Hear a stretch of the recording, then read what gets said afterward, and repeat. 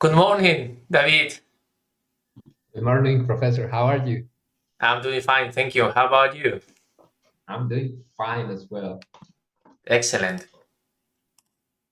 So today we're going to talk about something that is really interesting for both of us. When we met, you were the professor of finances, which was the most complicated class in the whole MBA here in the Hochschule Bremen, and everybody was like, "Oh, really scared to see finance because finance is this type of area or subject that everybody's a little bit scared about." Then we started to do the class, and what I found really, really interesting about your classes was that you were not only talking about like, yeah, this is how you do the balance sheet. I mean, you did because that's what you teach us, but you also explained to us about, these adventures of this type of things that you did in order to actually have your own business. You actually showed us that you have like a forest and how you had to buy everything, and you had a lot of business stories about it. And I found that really engaging. And yeah, so that's one of the reasons why I was so engaged with your classes, was because not only the finances, but also the entrepreneurial part of it. And yeah, so in this training and development, we're talking about how to invest money.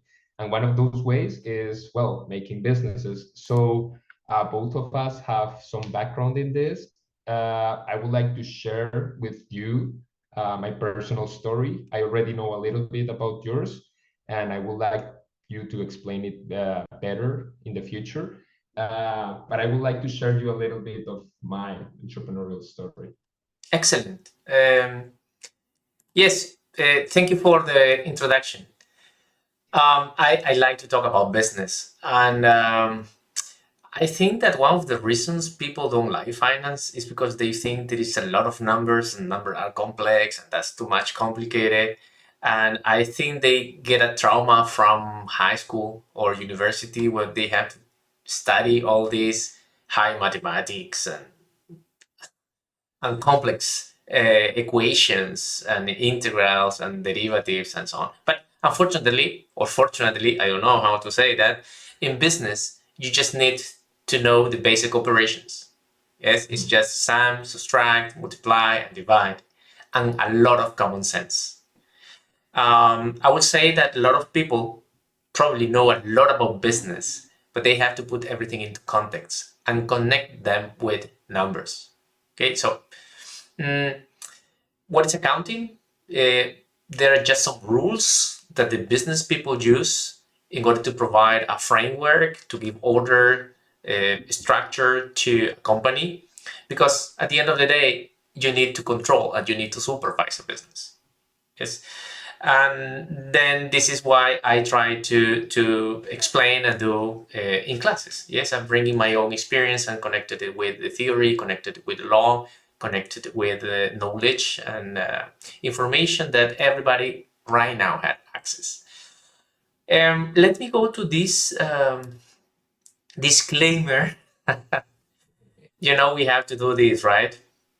Um, So we need to tell you that anything that comes out from this event, it's for education purposes.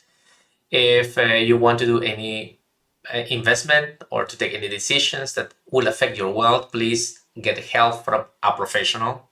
Yes, because you need to assess different information before you take a decision that will affect your future wealth.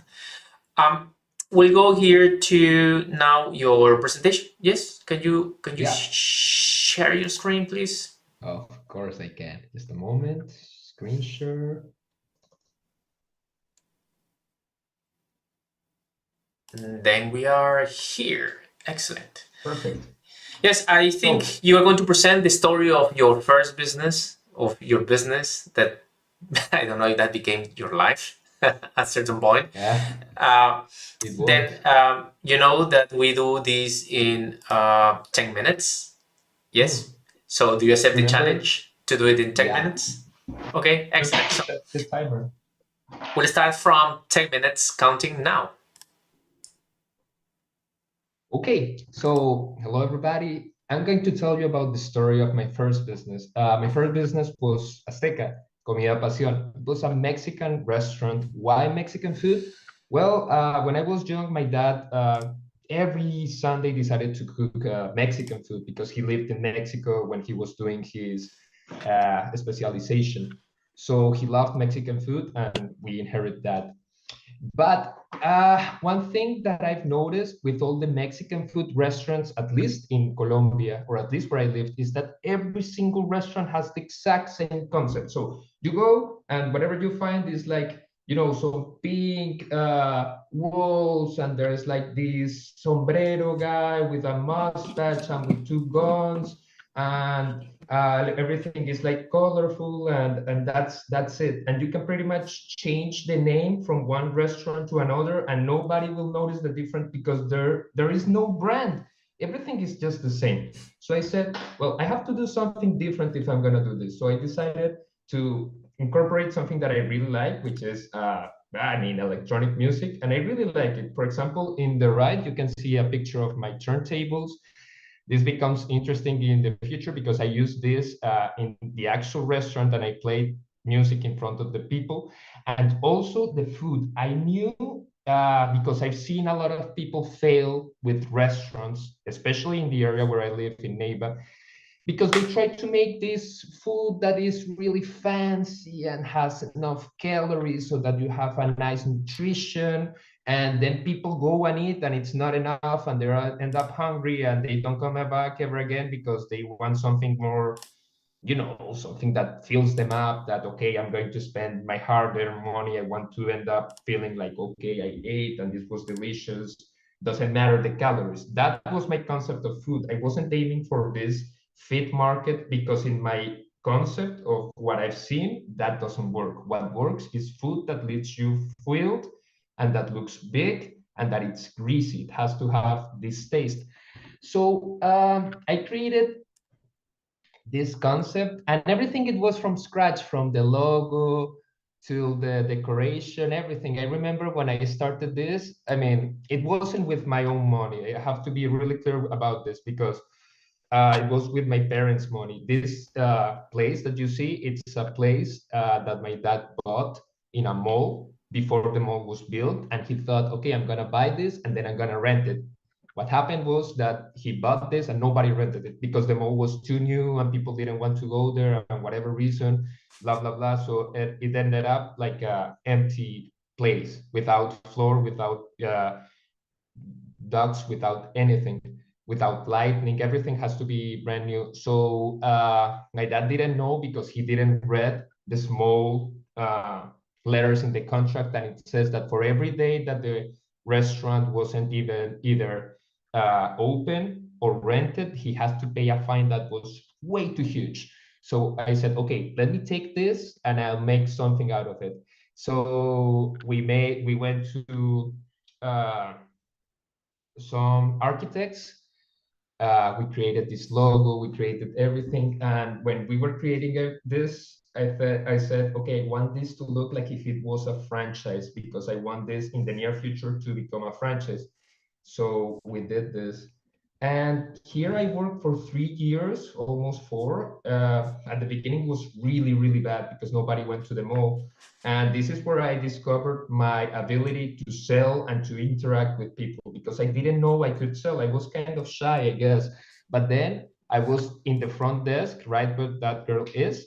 And I was selling every day, selling, selling, selling. Hello, how are you? My name is David. What do you want to eat? I don't know. You don't know how many people are going to eat? Not two. Oh, and then you should order this, this, and this. And I developed this kind of charisma, this kind of ability to sell that I didn't know I had, thanks to this. And with time, it became a business that wasn't even able to pay for the employees to a business that was profitable. And I was really excited about that. Like I felt that it was mine, because even though the money wasn't mine and I was just getting paid for the work that I was doing back there, it was like, okay, this is growing thanks to me, because I was managing the employees, I was managing the inventories, I was managing the marketing campaigns, I was managing everything. And then I decided, okay, there's another mall that is way better than the first mall, and I can rent it, and it's not so expensive, and it's already you know, with all the facilities to do a restaurant. Because one of the things that you have to take in notice when doing a restaurant is that you have to not only buy the equipment of the kitchen, but you also have to put the decorations, set the tables up, organize the kitchen in such a way that the people can actually work, because this is another thing that is really important. So I saw this place in a mall, and it was the only place that was available. And it has this sign in Spanish that says "Atrévete a más," which means aim for more. And I thought, okay, this is a sign from God, I guess. I should do it. I should just aim for more. So I did. And well, when I started the first restaurant, it was a complete mess, and we paid a lot more than we should have to, because I had no clue how to do that. So I traveled from Neiva to Bogota to buy all the kitchen, everything brand new, the best industrial grade, iron, metal, everything. And then I figured out that I was scammed, because all the thing that I invested so much money on was not really necessary. When I started the second business, I knew how to, you know, cut costs. So for example, this table, it was, I mean, really cheap compared to what we paid for the first one, because I had the experience. I know where to go. I knew the suppliers. I knew where it was cheaper. I knew everything. And people know me as well. And then I inaugurated the this business. On the left, you can see the picture of the second Azteca. It's called Azteca Único. And yeah, for example, you can see that in the first one, I had like 16 dishes. In the second one, only 4. Why? Because I discovered through analysis, and I'll show it a little bit about it later, that in a restaurant, most people just order 4 or 5 plates. The rest of them are not really, people don't order them. And after that, if you have a lot of plates that you don't sell, that's a lot of money that it's being frozen in the fridge, and that can eventually go bad.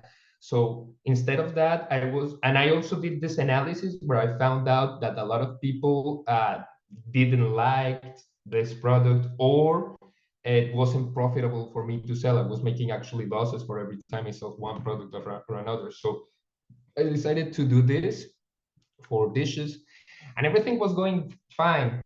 On the right, you can see me with my van. That was the van that I used to move the food around, and yeah, everything.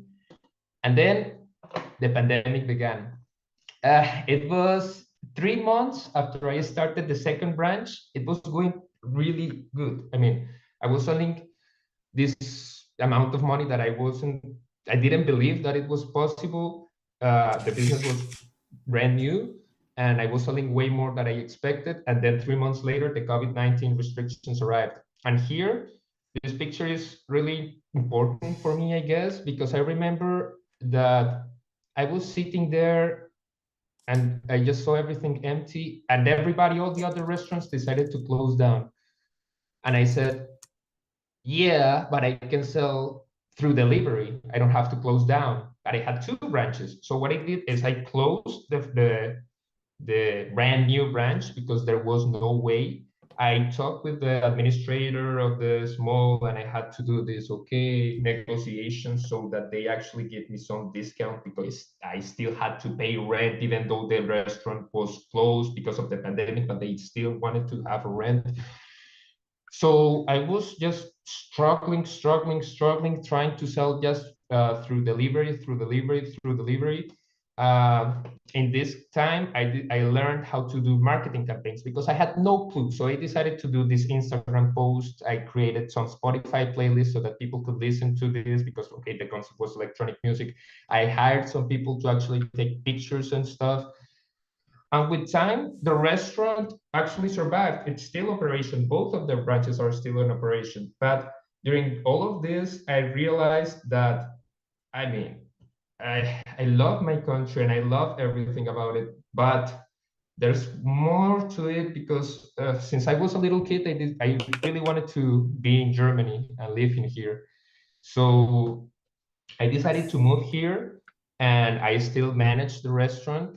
I do it with some control systems. So, for example, I have this virtual uh, cashier system where I can see everything that is going on, how much money is being sold, what is the inventory and everything. I have my people back home that can help me to do that. I have friends and family that go and taste the food every once in a while without the employees knowing.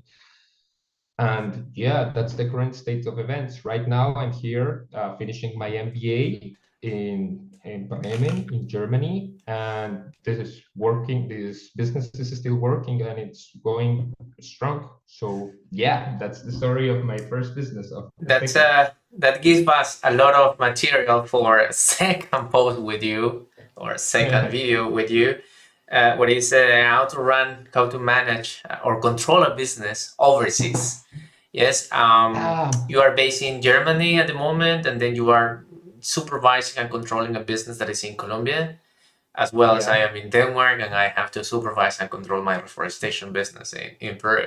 However, you have commented, I mean, I think the time is up already, but let's stay for some minutes because there are some questions that I have. Yes. yeah. For instance, the location. Do you think that the second location for your second restaurants was crucial? I mean, what was the flow? What was the traffic of the second location compared to the first location? That's a really interesting question. Let me show you some Google Maps so I can explain to you how it works. Um, But in the first location, the thing is that the mall it's located in one of the best areas of the city, the best one. Like, the city is developing in there, all the people want to live there, everything gets sold out except for that mall. And it's like I don't know, but still this mall, even though it's in a really nice area, people don't go in there. The other mall, it's in an area that the area it's more popular. There's a lot of people that go in there, but the location it's a different target market. For example, in the first one, the target market, it's a little bit people who have more money. The second one, it's people who are not so wealthy, but still they buy more. And that's something that it's really interesting because most of what I sell it's on Sundays and Saturdays, which is when people actually have some free time. I have this theory that the people who actually buys on Saturdays and Sundays is just families that decide that okay, I don't want to cook Sundays, so let's just go somewhere here nearby. So I think the location is one of the most important things for the second Yeah, restaurant that we became have a so question popular. on LinkedIn. Yes, it's Tina Carmen. Uh, Mhm. she says, "If did you have clear milestone and critical assessment points for the business concept?" Uh, I think I didn't at the beginning. My only milestone was on the sales. So when I begin, I remember I was selling like 12 million pesos, which is, I don't know, 3 or 4 thousand did you euros. break even? At the beginning, no. For the first 2 years, no. After the third year, yes. And Okay. it was going good, right? Then she re-asked, um, what were the critical measurements you used to make a decisions on go or not to go? Um, the critical measurements, I mean, we wait, talk about break even, but if you yeah. didn't break even for the first 2 years, how do you survive? Well, I was really lucky because there was another business. This is what is important because the business was not only to sell Mexican food. In the mornings, I had this catering business as well with another company. That it was a high school, Grundschule. So, they didn't have their own kitchen and they need somebody who actually sell lunches and the lunches. So what I did is I hired 2 or 3 people that went there in the morning and make the lunches. And you remember the van that I had? I used to just go with these lunches to this school, give them all to them, and yeah. So That's it how means it that survived. the franchise business was a sunk cost. Yes, but actually the money came from a different stream of Yeah, yeah. sales. Otherwise we wouldn't have survived actually. Yeah. That Yeah. that that that was because of course it was burning money fast. For the first 2 years it was, I mean, I couldn't Yes. even pay the employees. I Yeah. couldn't. I If you couldn't don't just have because of this yeah, catering. if you don't have the income, okay, you need to look Yeah. for different sources of income to at least pay your fixed costs. Yeah. She But asked the thing, finally, what uh-huh. was the learning journey for you? The learning journey for me was okay. First, I was this little kid. I started this when I was 22. I mean, when you're 22, you're not thinking of anything, you know. So I was, I was just learning my stuff. I was still in university, didn't have a clue how to sell, and I think this is one of the things that I thank the most to this business. How to sell is the most important thing to do. And in order to do it, you know what you have to do? You have to go and sell, like whatever. And, uh, another thing that I've learned is that you have to have your ego in check and kind of know who you are. Because, I mean, for some people, it was kind of, they were jealous or whatever, and they were trying to make fun of me. And look at him, he's just, just in a career, just selling stuff, selling burritos.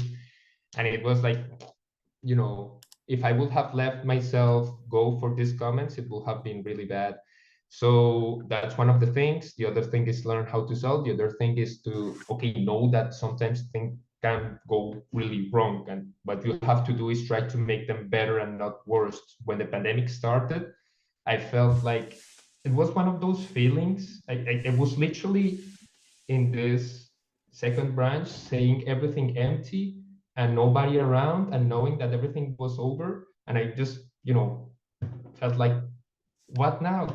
And then it was like, okay, there's a solution every time. And if there's no solution, that's all right. So that's my learning journey, like, Yeah, persistency, yeah, sales, and knowing who you are, I yeah. guess. Something that I would say for especially for people starting in the 20s is that just go for it, and at least what you can do it's a MBA specialized in restaurant. Yes. Yeah. Thank you very much for your inputs. Yes, I think I can summarize all your presentation into, first of all, if you invest in a restaurant, think about location. Most Yes. important thing. Yes, you need to attract traffic. If you go to a website, also you need to attract that traffic to your website. It's the Yeah. same with restaurants. You need to attract that traffic.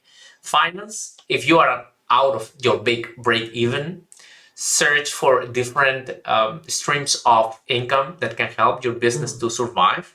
As you did, you start selling uh, lunches to high school schools. Don't think about a restaurant. I think that the first restaurant should be used for the learning journey, as Tina Yeah. commented here. But think about expanding the business and think about how you can control the business, yes, so that the business doesn't need all your time there, that you are there all the time. And then little by little, you know where you have to focus in order to control the business. Uh, when you have 4 or 5 restaurants, yes, I think sales it's the main task for you. But initially, when you begin working in a restaurant, is operations. So you need to Yeah. know how the business works. Something that I like is that you focus a lot in service. You are in the Yeah. hospitality industry, then you need to learn how to smile, you need to learn how to Yes. talk, you need to learn how to accept criticism for somebody that didn't like your food. Yeah. Or that the food was too late. And this was really, I mean, I wasn't used to it, but a lot of times, if people are hungry, it's different story. They get angry when they're hungry. And I had to deal with a lot of angry customers. Where's my food? I've been here 1 hour. especially Ah. especially Latin people. They can Yeah. express emotions. Yeah, they get really angry. But at the end of the day, it's just a matter of practice and like dealing with people. That's that's Yeah, that's that's it. You learn to do it with time. excellent. David, thank you very much. I think we went up to 20 minutes. I mean, you did it in 11. It was okay. And then questions and answers from Tina on LinkedIn. And then you and me here talking and discussing some of these issues when you just start doing business. And you did it great. You just started when you were 22 years old. Yes? Yeah. Then I will have to say, yes, to the audience, please, if you are going to invest, look for the advice of professionals. Okay? However, we are here also to help you in case you need it. Thank you, David. I think this is everything for today in this streaming. I have it here. Yes, today's session was related to investing in restaurants, and David gave us a very good introduction of how does it feel to invest in a restaurant since the inception of it. And if you want a very last tip, I mean, if you like restaurants and you like cooking, go for it, but it's not as easy as you might think it is. And also think about other opportunities, because I think that there are some other businesses that might get you more rentability without so much effort, or at least so much effort at the beginning, because you have to know every single part of the operation. Maybe we can talk about that in another video, Professor. What do you think? Send me the challenge, then we can do it. Of course I will. What are we going to talk about next week, Prof? Don't know. It's up to you now. Maybe about my reforestation project. I don't know. Let's see how it works. Talk about that. Yeah, let's talk about it.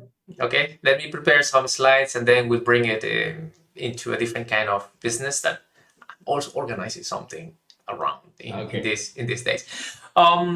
So thank you to our audience. Thank you to you, David, for sharing your story, and see you next week in this 10 minutes talk with David Bahamon Mossos.